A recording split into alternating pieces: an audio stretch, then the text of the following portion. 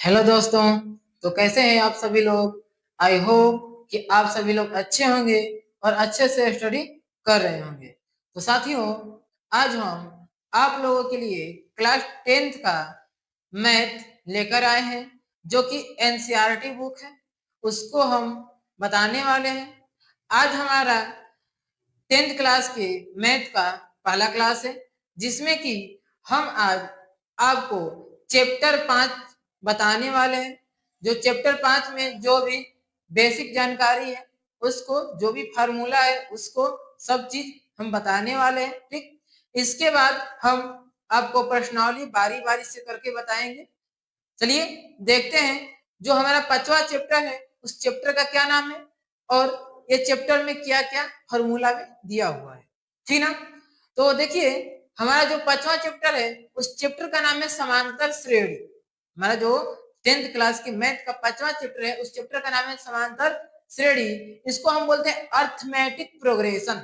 इसको इंग्लिश में बोलते हैं हम अर्थमेटिक प्रोग्रेशन, यानी कि शॉर्ट में इसको हम कह सकते हैं एपी। ठीक ना। तो हमारा जो चैप्टर 5 है, इस चैप्टर 5 का नाम है क्या चीज? समांतर श्रेणी, यानी कि अर्थमेटिक प्रोग्रेशन, यानी कि इसको शॉर्ट में एपी बोल सकते हैं। ठीक, अब देखिए, ये तो हो गया कि चैप्टर का नाम है समांतर श्रेणी अर्थमेटिक प्रोग्रेशन। लेकिन हमारा क्वेश्चन रहता है कि अर्थमेटिक प्रोग्रेशन है क्या, यानी कि समांतर श्रेणी कहते किसे हैं, ये है क्या। ठीक, तो देखिए, समांतर श्रेणी क्या होता है कि समांतर श्रेणी पदों की ऐसी श्रृंखला होती है, जो समांतर श्रेणी होती है वो पदों की ऐसी श्रृंखला होती है जिसके बीच का अंतर, जिसके बीच का अंतर यानी कि डिस्टेंस क्या हो, समान हो, बराबर हो, उसी को हम समांतर श्रेणी कहते हैं। ठीक ना। तो वही कह रहा है समांतर श्रेणी यानी कि पदों की ऐसी श्रृंखला, पदों की ऐसी श्रृंखला जिसके बीच का अंतर, जिसके बीच का अंतर समान हो, उसे समांतर श्रेणी यानी कि एपी कहते हैं। उसे समांतर श्रेणी यानी कि एपी कहते हैं। ठीक है, यानी कि जिसके बीच का अंतर जो दिया रहेगा मान, उसके बीच का अंतर यानी कि जो डिस्टेंस है वो क्या हो, समान हो, बराबर हो। ठीक है, जैसे देखिए आपको हो जाएगा 2 4 6 8 10 डॉट डॉट और भी आगे अनंत तक 12 14 इस तरह से ले जाएंगे। यानी कि 2 और 4 के बीच का जो अंतर देखेंगे 2 है, 4 2 के बीच का अंतर 2 है, 6 8 के बीच का अंतर 2 है। इसी प्रकार से सबके बीच का अंतर देखिए तो क्या है, बराबर है, 2 2 2 है कि नहीं है। ठीक, तो ये आपका एपी में है, समांतर श्रेणी में है। इसके अलावा एक और एग्जांपल दे रहे हैं आपको, जैसे A1 A2 A3 A4 A5 A6 AN तक, मतलब कि A अनंत तक, अनंत तक। ठीक है, जैसे देखिए A1 A2, तो A1 A2 के बीच भी एक A1 का अंतर है, A1 A2 के बीच भी हमारा A1 का ही अंतर है। ठीक, और A2 A3 के बीच भी A1 का अंतर है, A3 A4 के बीच भी A1 का ही अंतर है, इसलिए ये भी क्या आएगा, एपी में आएगा। ठीक, ये क्या है, एपी है। अब इसके अलावा जो एपी है, तो एपी के कुछ प्रकार होते हैं। तो एपी के 2 प्रकार होते हैं। देखिए लिखा है एपी के प्रकार। तो एपी के 2 प्रकार, एपी के 2 प्रकार, एक होता है परिमित एपी और एक होता है अपरिमित एपी। एपी के 2 प्रकार, एक होता है परिमित एपी और दूसरा होता है अपरिमित एपी। ठीक, तो परिमित एपी क्या होता है, परिमित एपी यानी कि परिमित एपी हम कह सकते हैं, परिमित एपी जिसका अंतिम पद, यानी कि जिस एपी का, वैसे बोलेंगे कि जिस एपी का अंतिम पद, जिस एपी का लास्ट वाला पद, अंतिम वाला पद पता हो, उसे हम परिमित एपी बोलते हैं। और जिसका अंतिम पद पता ना हो, उसे हम अपरिमित एपी बोलते हैं। ओके, देखिए क्या है कि जिस एपी का अंतिम पद, जिस एपी का अंतिम पद पता हो, जिस एपी का अंतिम पद पता हो, उसे परिमित एपी कहते हैं। जिस एपी का अंतिम पद पता हो उसे परिमित एपी कहते हैं, यानी कि लास्ट वाला पद हमको क्या हो, पता हो। जैसे कि 2 4 6 8 10 12 कहां तक, अंतिम पद 30 तक गया है। ठीक। इसके अलावा हम और भी लिख सकते हैं एग्जांपल में 1 2 3 4 5 डॉट डॉट मान लो कि 10 तक, है ना। क्या है अंतिम पद पता है ना कि शुरू वाला पद क्या है 1 है और लास्ट वाला पद क्या है 10 है। इसमें शुरू वाला पद क्या है 2 है, इसमें लास्ट वाला पद क्या है 30 है। ठीक, ये क्या है हमारा परिमित एपी है, यानी कि हमको लास्ट वाला पद पता है। ठीक, तो उसे हम बोलेंगे परिमित एपी। अब देखिए अपरिमित एपी क्या होता है जिसका अंतिम पद पता ना हो, यानी कि जिस एपी का जिस जिस एपी का अंतिम पद पता ना हो उसे अपरिमित एपी कहते हैं। जिस एपी का अंतिम पद पता ना हो उसे हम अपरिमित एपी बोलते हैं। जैसे कि 2 4 6 8 डॉट डॉट कहां तक अनंत तक, यानी कि लास्ट वाला पद है हमको पता नहीं है, लास्ट वाला पद क्या है वो हमको पता नहीं है, लास्ट में कौन सा पद है वो हमको पता नहीं है, कहां तक जाएगा वो भी पता नहीं है। ठीक, यानी कि अंतिम पद हमको पता नहीं है, इसलिए उसको हम बोलेंगे अपरिमित एपी। ओके, अब आते हैं कुछ फार्मूला कुछ सूत्र है, ठीक, उसको देखते हैं। जैसे कि हमारा पहला फार्मूला है, पहला है कि ए या ए1 को क्या बोलते हैं, ए या ए1 को क्या बोलते हैं। ए या ए1 को हम प्रथम पद बोलते हैं, ए या ए1 को प्रथम पद बोलते हैं। उसके बाद ए2 को दूसरा पद बोलते हैं, इसी तरह से ए3 को तीसरा पद, ए4 को चौथा पद, ए5 को पांचवा पद, इस प्रकार से बोलते हैं, ठीक ना। और एन को अंतिम पद बोलते हैं। इसके अलावा डी डी को हम सार्वंतर बोलते हैं, सार्वंतर, डी को सार्वंतर बोलते हैं। इसके अलावा एन को, जो एन है वो इसको इस जो एन है ये हमको दर्शाता है पदों की संख्या। एन हमको क्या दर्शाता है तो पदों की संख्या दर्शाता है। एपी में जो एन है वो पदों की संख्या को दर्शाता है, ठीक ना। इसके बाद ए एन या एल है, ए एन या एल है, तो ए एन या एल जो है वो हमको बताता है अंतिम पद या यनमा पद, अंतिम पद या यनमा पद, ठीक ना। जो ए एन कहिए या एल कहिए ये हमको क्या बताएगा अंतिम पद या यनमा पद को बताता है। इसके अलावा एसएन है या एस है, एसएन या एस है, तो एसएन या जो एस है वो हमको पदों का योग बताता है, पदों का योग बताता है। एसएन कहिए या यस कहिए, कहीं कहीं आपको क्वेश्चन में एसएन दिया है और कहीं कहीं एस भी दे दिया है, तो एक ही बात है। और कहीं कहीं एन दिया है और कहीं एल भी दे दिया है, तो एक ही बात है, ठीक ना। तो ए एन या एल कहिए तो अंतिम पद या यनमा पद कह देगा, एस एन या एस कह देगा तो आपको पदों का योग होगा। हाँ, एक बात ध्यान दीजिएगा कि ए एन या एल जो है तो आपको क्वेश्चन में बोलेगा कि अंतिम पद ज्ञात कीजिए, या फिर कह देगा कि यनमा पद ज्ञात कीजिए या यनवे पद ज्ञात कीजिए, ठीक ना। तो अब हमको यदि बोल देगा कि यनवे पद ज्ञात कीजिए या यनमा पद ज्ञात कीजिए या अंतिम पद ज्ञात कीजिए, तो इसका मतलब समझिएगा कि एन का मान कह रहा है या एल का मान कह रहा है। अधिकतर एन का ही उपयोग किया गया है, एक आध जगह पे आपको एल का उपयोग मिलेगा। ठीक, तो ये समझिएगा कि अंतिम पद कहेगा, यनमा पद कहेगा या यनवे पद कहेगा, तो हमको एन का मान ही निकालना है। ठीक, अब देखिए यदि हमको सार्वंतर निकालना हो, यदि हमको सार्वंतर यानी कि डी का मान निकालना हो तो कैसे निकालेंगे। तो डी का मान निकालना हो यानी कि सार्वंतर निकालना हो हमें, तो सार्वंतर को देखिए निकालने के लिए या तो डी लिखे या डी वन लिखे, बात एक ही है, डी या डी वन। तो डी या डी वन बराबर होता है ए2 माइनस का ए1, ए2 माइनस का ए1, यानी कि बड़का दूसरा पद में से पहला पद घटा दीजिए, आपका क्या निकल जाएगा सार्वंतर निकल जाएगा। इसी प्रकार से अगला सार्वंतर निकलना हो यानी कि D2 निकलना हो, D2 निकलना हो तो आप लिख सकते हैं A3 माइनस का A2। इसी तरह से D3 निकालना हो तो लिख सकते हैं A4 माइनस का A3। इसी प्रकार से हमको यदि सार्वंतर निकालना हो कोई योग तो निकाल सकते हैं। ठीक, आई होप कि आपको ये पसंद आया होगा, जल्दी से स्क्रीनशॉट लीजिए ताकि और भी आगे फार्मूला हम बताएं। ठीक, अब आगे का फार्मूला है उसको देखते हैं। जो कि कुछ बच गया था। देखिए अब क्या है कि यह नवा पद यानी कि ए एन बराबर आपका जो फार्मूला होता है वो A plus N minus one into D होता है, ठीक ना। ये फॉर्मूला इम्पोर्टेंट है यानी कि वीवीआई है, ठीक। इसी फॉर्मूले पे आपका क्वेश्चन बनेगा, ठीक।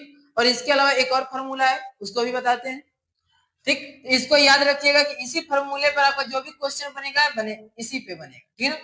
उसके बाद एसएन बराबर होता है यानी कि पदों का योग बराबर एक फॉर्मूला होता है n/2 into 2a plus n minus one into D, 2a plus n minus one into D, ठीक ना।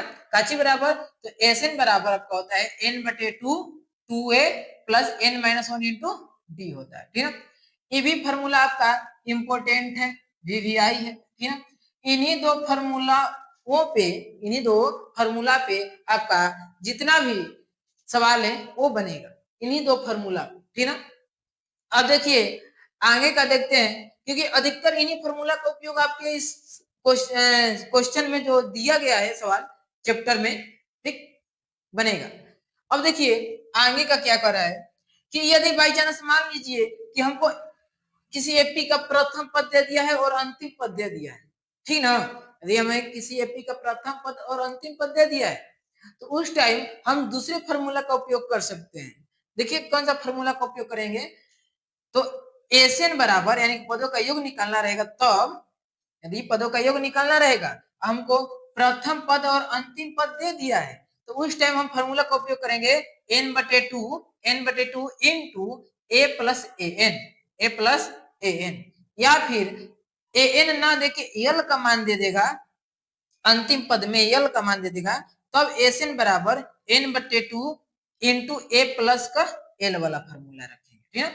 इन्हीं फॉर्मूलाओं से हम सवाल को सॉल्व करेंगे, ओके।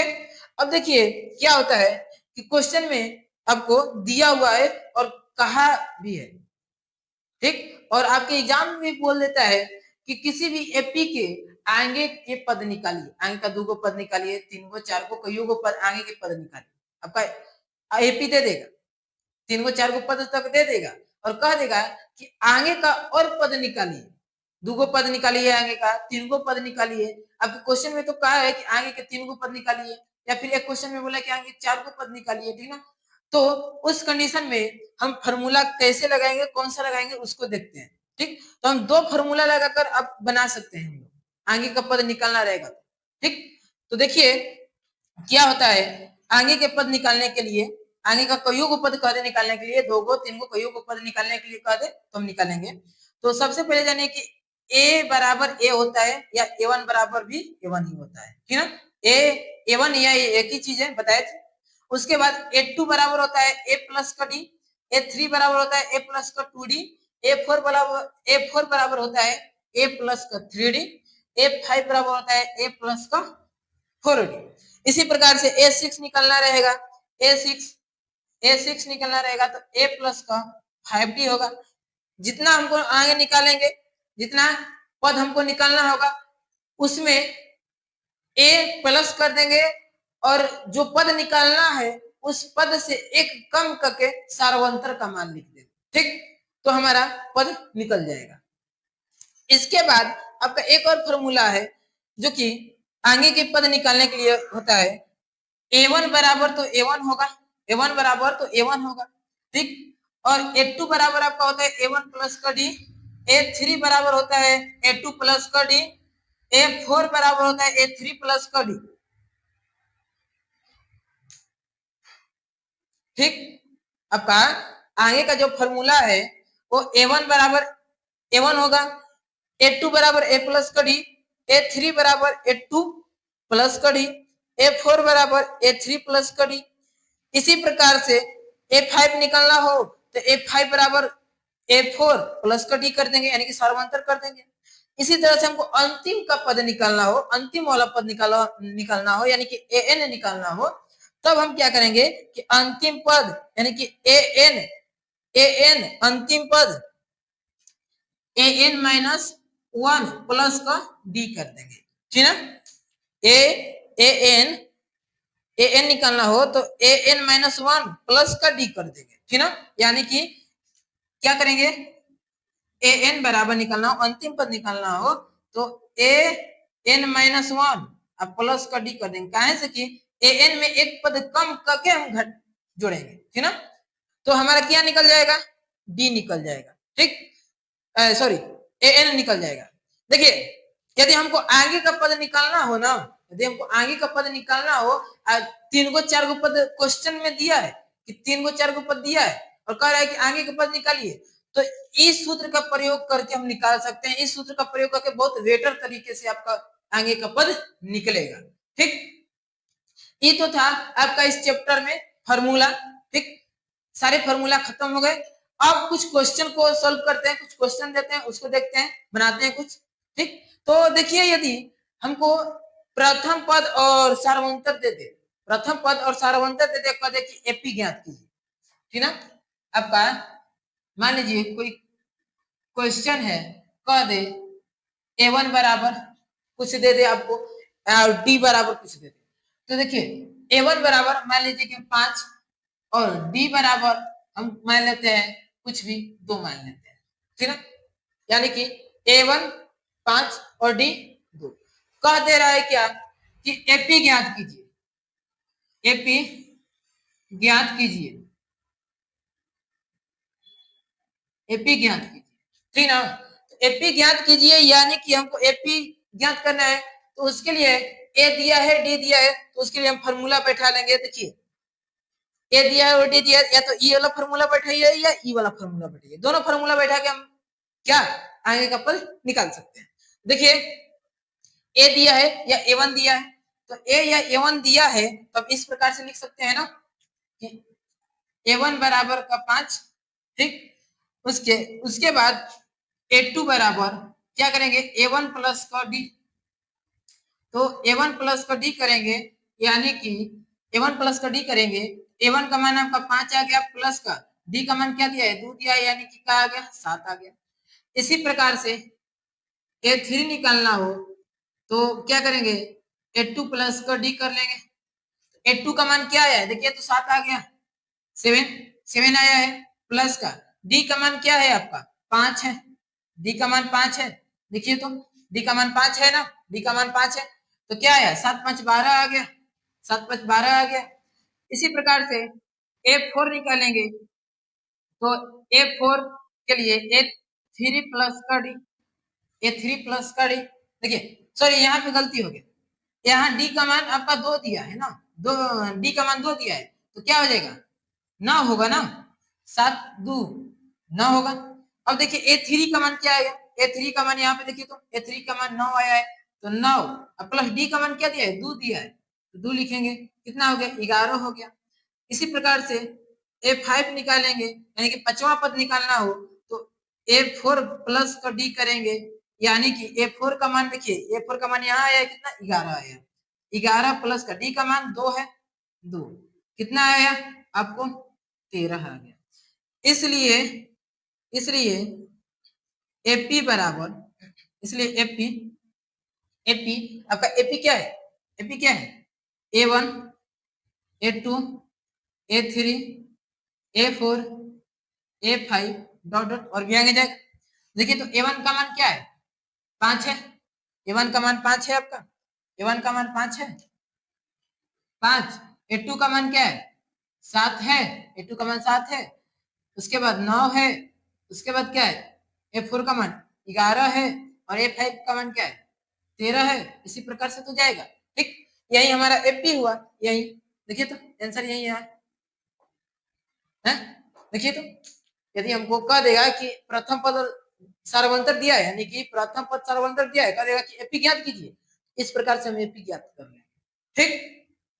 अब यदि मान लीजिए कि कोई क्वेश्चन दिया हुआ है, एपी दिया हुआ है, अब कह दे कि प्रथम पद और सार्वंतर ज्ञात कीजिए, तब क्या करेंगे, कोई एपी यदि दिया रहेगा, देखिए यहाँ पे थोड़ा सा बता दे रहे हैं, कोई एपी यदि दिया हुआ है, कोई एपी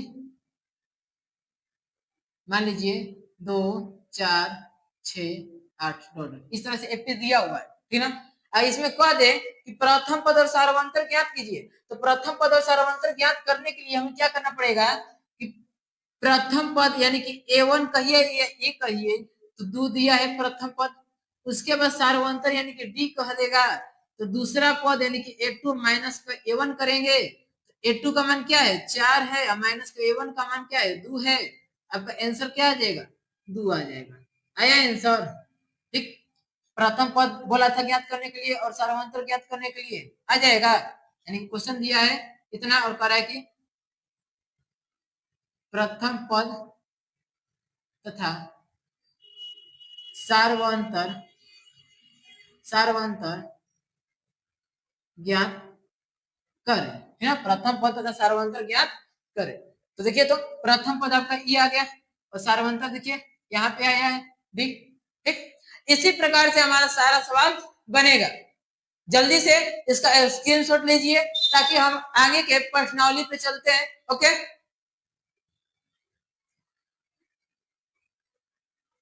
तो अब हम प्रश्नावली को सोल्व करने वाले हैं, जो कि हमारा पहला प्रश्नावली है 5.1। इसमें हम पहले क्वेश्चन के अंदर जो भी क्वेश्चन है उसको हम सोल्व करने वाले हैं।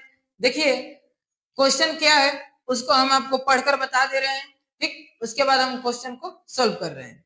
तो सबसे पहले देखिए जो प्रश्नावली एक्सरसाइज 5.1 है, इसमें पहला क्वेश्चन कह रहा है कि निम्नलिखित स्थितियों में से किन स्थितियों में संबंध संख्याओं की सूची एफपी में है और क्यों है।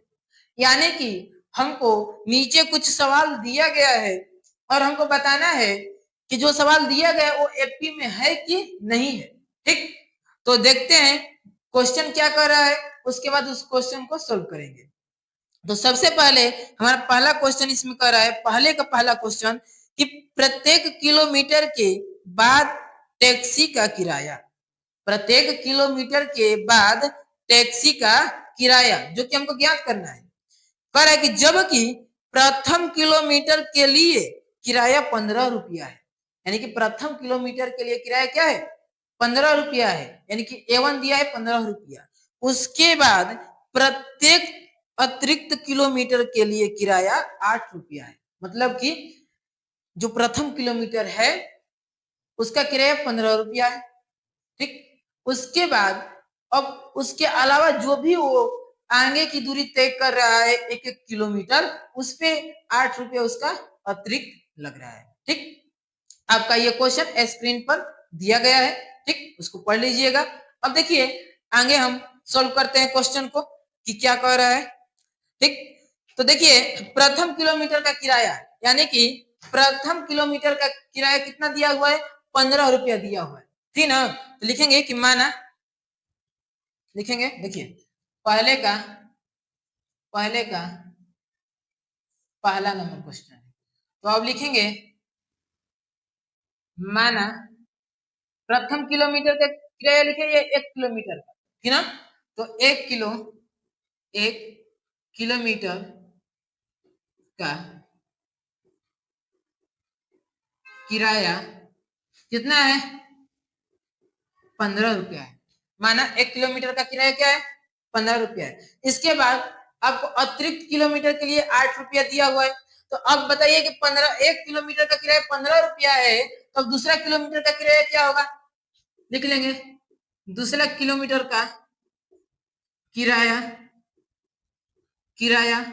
तो अब बताइए, तो 1 किलोमीटर का तो फिक्स है कि 15 रुपया है, अब प्लस का 1 किलोमीटर का 15 रुपया हुआ, तो अब दूसरा किलोमीटर गया तो 1 किलोमीटर का 8 रुपया अतिरिक्त लग रहा है, यानी कि 15 प्लस का 8 हो गया। हुआ कि नहीं हुआ, आपका कितना आ गया 23 आ गया। ठीक, उसके बाद 2 किलोमीटर के बाद फिर वो आगे 1 किलोमीटर गया, यानी कि 3 किलोमीटर गया, तो लिखेंगे 3 किलोमीटर का किराया 3 किलोमीटर का किराया।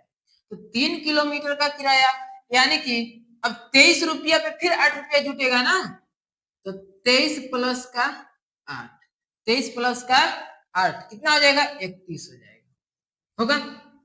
अब देखिए 3 किलोमीटर गया, फिर मान लीजिए कि 1 किलोमीटर फिर गया, यानी कि 4 किलोमीटर चल गया, तो 4 किलोमीटर का किराया किराया, 4 किलोमीटर का किराया। तो अब 31 रुपये पे फिर 8 रुपया जुटेगा, 31 प्लस का 8 कितना हो जाएगा, 39 हो जाएगा। इसी प्रकार से जितना किलोमीटर वो आगे जाएगा उतना पे 8 रुपया उसका बढ़ते जाएगा। फिर इस प्रकार से आपको देखे तो एपी हमको प्राप्त, यानी कि एक तरह से सूची हमको प्राप्त हुई थी ना, तो यानी कि लिख सकते हैं, इसलिए एपी एपी एपी एपी क्या है, प्रथम किलोमीटर, दूसरा किलोमीटर, तीसरा किलोमीटर, चौथा किलोमीटर, है ना। तो प्रथम यानी कि A1 A2 A3, तो देखिए प्रथम 15, उसके बाद 23, 31, 39 और भी आगे जाएंगे तो बढ़ते जाएंगे। ठीक, ये तो हमको देखिए एक एपी तो मिला, एपी तो मिला, लेकिन क्वेश्चन में बोला है कि हमको प्रूफ कर कर बताना है कि ये एपी में है कि नहीं है। तो उसके लिए हमको बीच का अंतर इसके पता करना पड़ेगा ना, इन के बीच का अंतर पता करना पड़ेगा, तब जाके हमको पता चलेगा कि ई एपी में है कि नहीं है, यानी कि सार्वंतर हमको पता करना पड़ेगा। तो देखिए एगो के बीच का सार्वंतर पता करेंगे तो जो आएगा, उसके बाद दूसरे के बीच का भी सार्वंतर पता करना है, कम से कम 2 सार्वंतर हमको पता करना पड़ेगा, डी का 2 को मान पता करना पड़ेगा। यदि डी का दोनों मान यानी कि सार्वंतर, दोनों सार्वंतर समान आ गया तो हमारे एपी में है। 2 के अलावा आप 3 4 भी पता कर सकते हैं, यदि सभी समान आएगा तो एपी में है। यदि 2 समान नहीं आया यानी कि एगो 8 आया है तो एगो कुछ और आ गया तो वो एपी में नहीं होगा। ठीक, तो देखिए उसको हम करते हैं कैसे, तो इसके बीच का सार्वंतर पता करना है, यानी कि D1, क्योंकि दो सार्वंतर पता करना है, दो गो ना, तो D1 बराबर A2 माइनस का A1 होगा, सॉरी D1 बराबर A2 माइनस का A1, सही है। तो A2 का मान क्या है, 23 है, माइनस का A1 का मान क्या है, 15 है। ठीक, तो इसको हम घटाएंगे तो क्या आएगा, 8 आएगा, आएगा ना। उसके बाद D2 बराबर A3 माइनस का A2 होता है। A3 का मान क्या दिया है, 31 दिया है, माइनस का A2 का मान 23 दिया है, क्या आया, 8 आया। देखिए तो D1 और D2 यानी कि हम कह सकते हैं D1 बराबर D2, D1 बराबर D2, जब D1 D2 के बराबर है तो यह एपी में है, लिख सकते हैं कि यह मान मान एपी में है।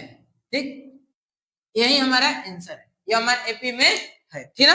अब देखिए ये तो पहला नंबर क्वेश्चन था, इसको हम चाहे तो फॉर्मूला पर भी बना सकते हैं। देखिए यहाँ हम क्या मान लेंगे, प्रथम किलोमीटर का यानी कि 1 किलोमीटर का जो किराया दिया उसको A1 मान लेंगे, इसको हम यहाँ पे चाहे तो इसको हम A1 मान लेंगे, और जो आपको 8 दिया है ना यानी कि अतिरिक्त जो भाड़ा लग रहा है उसको हम क्या मान लेंगे, D बराबर 8 मान लेंगे। ठीक, तो A1 हो गया यानी कि प्रथम पद हो ही गया और सार्वंतर हो ही गया, तो फॉर्मूला पे रख के उसको हम हल कर लेंगे। ठीक, हल करके और इसके बीच का जो एपी मिलेगा उसके बीच का हम अंतर पता कर लेंगे, यदि अंतर समान आया तो सार्वंतर है, यदि अंतर समान आया मतलब कि सार्वंतर समान आ गया तो मतलब कि एपी में है, और नहीं आया तो एपी में नहीं। ओके, अब देखिए आपका दूसरा नंबर क्वेश्चन को देखते हैं, दूसरा नंबर क्वेश्चन क्या कर रहा है उसको देखते हैं। तो दूसरा नंबर क्वेश्चन को हम पढ़ देते हैं थोड़ा, देखिए क्या कर रहा है दूसरा नंबर क्वेश्चन। दूसरा नंबर क्वेश्चन हमारा कह रहा है कि किसी बेलन में उपस्थित हवा की मात्रा, किसी बेलन में उपस्थित हवा की मात्रा वो पता करनी है, हवा की मात्रा, जबकि वायु निकालने वाला पंप प्रत्येक बार में बेलन की शेष हवा का 1/4 भाग बाहर निकाल देता है। ठीक ना, देखिए इसको हम समझते हैं कैसे, बढ़िया से एकदम समझेंगे। सबसे पहले तो क्वेश्चन नंबर डालते हैं, क्वेश्चन क्या है, तो क्वेश्चन नंबर पहला का दूसरा है क्वेश्चन। ठीक, अब देखिए एक हम पंप बनाते हैं इस प्रकार से, इस प्रकार से हम एक पंप बनाते हैं। ठीक, इस प्रकार से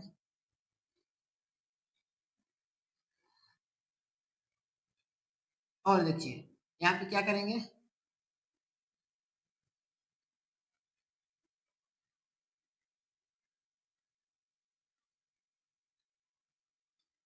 इस प्रकार से। ठीक, अब क्या है कि इसमें टोटल हवा क्या है, एक भाग है। टोटल हवा इसमें क्या भरा हुआ है, एक भाग भरा हुआ है। मान लेते हैं कि इसमें जो हवा भरा हुआ है एक भाग भरा हुआ है। तो अब क्या कर रहा है कि इसमें फुल हवा भरा हुआ है, ठीक ना। अब जब वो पंप ऊपर से दबाया तो ये एक भाग का 1/4, 1/4 भाग बाहर निकल गया। 1/4 भाग क्या हो गया, बाहर निकल गया।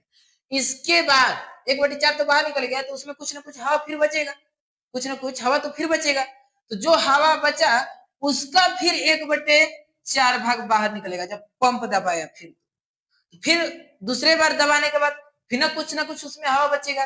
तो फिर तीसरे बार जब दबाया पंप तो जो बचा है उसमें से फिर 1/4 भाग बाहर निकलेगा। इसी प्रकार से जब बार पंप को दबाएगा उतने बार 1/4 हवा बाहर निकलेगा। ठीक, तो देखिए क्वेश्चन को हम बनाते हैं किस प्रकार से। तो लिखेंगे कि माना बेलन में हवा की मात्रा 1 है, यानी जो बेलन है लिखेंगे कि माना बेलन में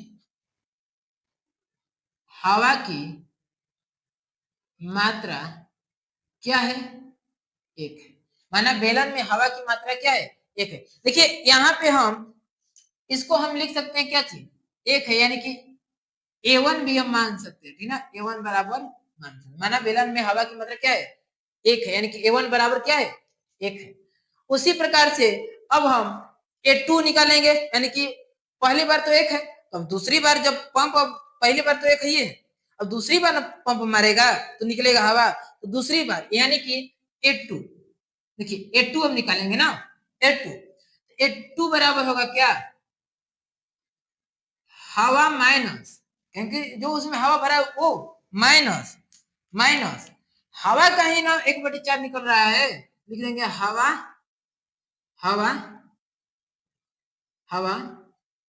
का 1/4 भाग बाहर निकालने पर, है ना। A2 यानी कि हवा में से घटा लेंगे हवा का 1/4 भाग, ठीक ना। तो देखिए हवा कितना है इसमें, 1 है, माइनस हवा का फिर मान 1 है, काम मतलब गुना होता है 1/4। ठीक, तो देखिए इसको करेंगे तो क्या होगा, 1 माइनस का 1 में 1 का गुणा 1/4 हो जाएगा। अब देखिए इधर थोड़ा सा कर लेते हैं इसको, डायरेक्ट गुणा कर लीजिए। देखिए 4 एकम 4, 4 एकम 4, 4 में 1 घटा लेंगे तो क्या बचेगा, 3/4, 3/4 बचेगा ना। ठीक, यानी कि हमारा A2 क्या आ गया, 3/4 आ गया। अब जो हमारा दूसरी बार जब पंप मारा है तो क्या कितना हवा उसमें बच गया, 3/4 हवा बच गया। अब तीसरी बार पंप जब मारेगा यानी कि अब A3 तो सेम कंडीशन होगा, फिर लिखेंगे हवा माइनस हवा माइनस हवा का 1/4 भाग बाहर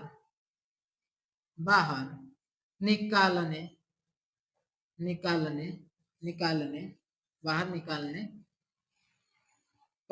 बाहर निकालने पर देखिए A3 बराबर हवा माइनस हवा का 1/4 भाग बाहर निकालने पर। तो अब बताइए उसमें हवा क्या बच गया, उसमें हवा 3/4 ना बच गया, इसमें हवा क्या बचा, 3/4 माइनस 3/4 गुणे 1/4 करने पर। ठीक, अब देखिए कितने लोग यहाँ पे गलती करेंगे, क्या करेंगे कि 3/4 और 3/4 कटा देंगे। तो जी इसको कटाना नहीं है, जी ना, क्योंकि हमको सवाल सोल्व करना है, क्वेश्चन को सोल्व करना है, तो इसको कटाना नहीं है। कटा दीजिएगा तो आपका आंसर नहीं आएगा। इसको क्या करना है, सोल्व करना है। तो देखिए क्या करेंगे कि 3/4 माइनस कर लेंगे क्या, इसका गुणा कर लेंगे तो ऊपर का 3 होगा और नीचे का 16 हो जाएगा, होगा ना। अब क्या करेंगे कि इसका एलसीएम निकालने लेते हैं, तो 16 होगा एलसीएम, और 4 चौके 16, 4 3 12 होगा ना। अब माइनस का माइनस, अब 16 एकम 16 एक बार में 3 से गुणा करेंगे तो क्या होगा, 3 होगा। अब इसको हम घटाएंगे तो क्या बचेगा, 9/16 बचेगा, 9/16 बचेगा, ठीक है। यानी कि A3 का आ गया, A3 आ गया, A3 आ गया। आपका A3 का भी माना गया 9/16, ठीक। तो कम से कम एपी के लिए हमको 3 गो पद चाहिए। देखिए A1 हो गया, A2 हो गया और A3 हो गया, ठीक। तो हम लिख लेंगे इसलिए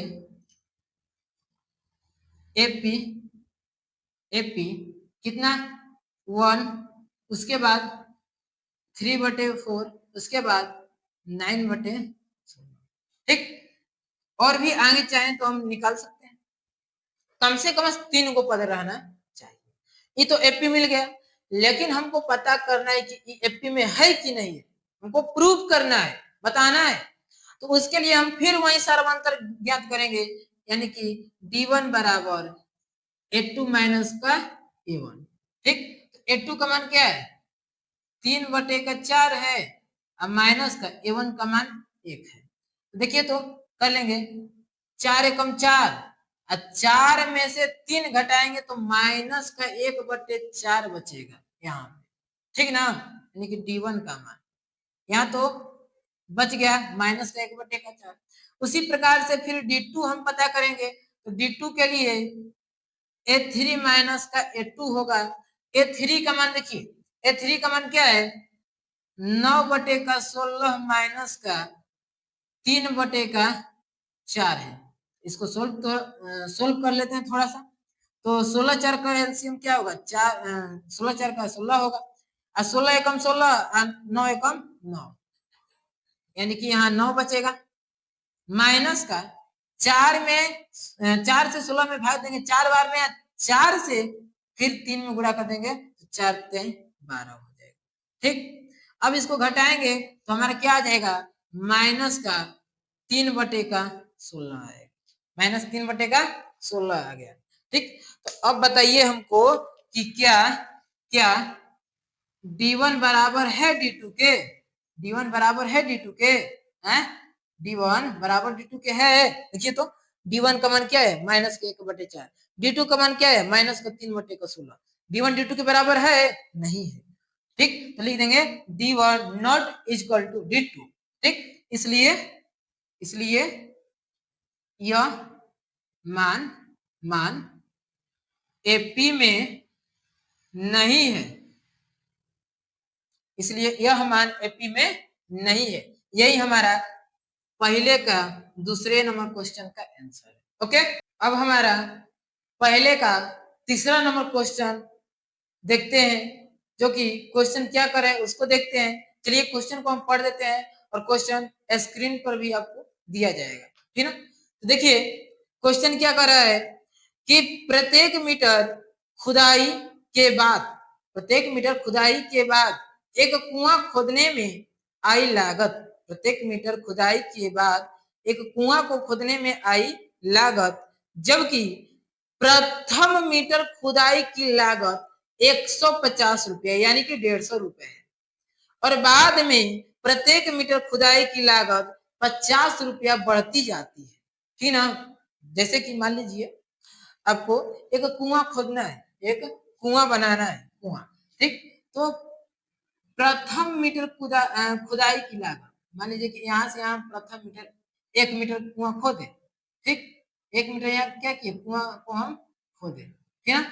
तो यहाँ से यहाँ 1 मीटर कुआं खोदे तो इसकी जो लागत आया है वो 150 रुपया है, ठीक। इसके अतिरिक्त प्रत्येक मीटर पे, अब जैसे जैसे हम नीचे कुआं और खोलते जाते हैं उसपे 50 रुपया एक्स्ट्रा चार्ज लग रहा है।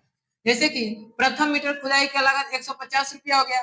अब आगे हम फिर नीचे 1 मीटर कुआं को खोद रहे हैं तो आपका क्या आ रहा है, 50 रुपया एक्स्ट्रा आ रहा है, यानी कि 150 पे प्लस हो जा रहा है 50, ठीक।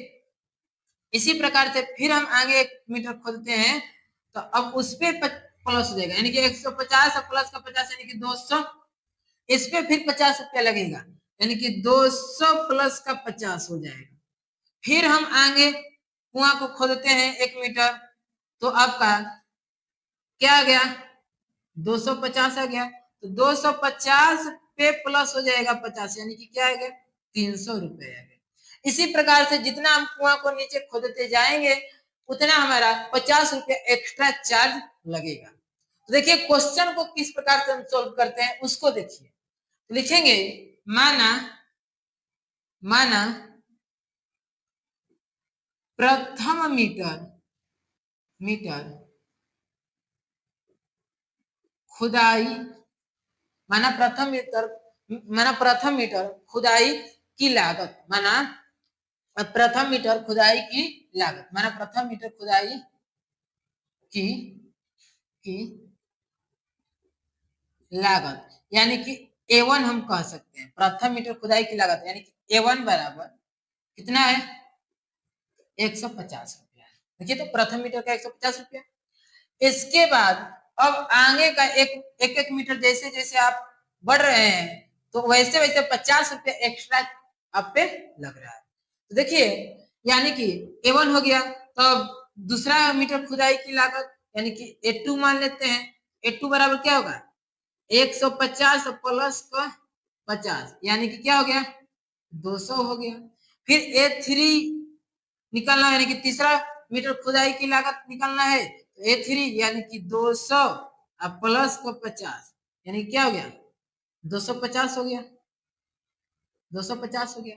इसी प्रकार से यदि चौथा मीटर खुदाई की लागत पता करना है तो A4 मान लीजिए यानी कि 250 प्लस का 50 कितना आ गया 300 आ गया। ठीक इस तरह से इस प्रकार से हमको एपी मिली। देखो तो एपी मिली कि नहीं कितना 150 200 250 300 इसी प्रकार से जितना मीटर हम वहां खोदेंगे उतना हमको लागत मिलते जाएगा। ठीक लेकिन ये तो एपी तो मिल गया लेकिन हमको प्रूफ करके बताना है फिर से कि एपी में है कि नहीं है।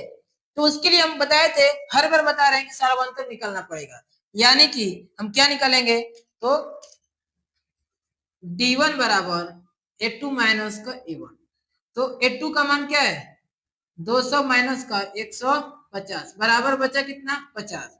उसी प्रकार से D2 बराबर आपको D2 यानी कि A3 माइनस का A2। A3 का मान क्या है 250 माइनस का 200 कितना आ गया 50 आ गया। ठीक है अब बताइए D1 और D2 का मान बराबर आया कि नहीं आया ना। तो लिख देंगे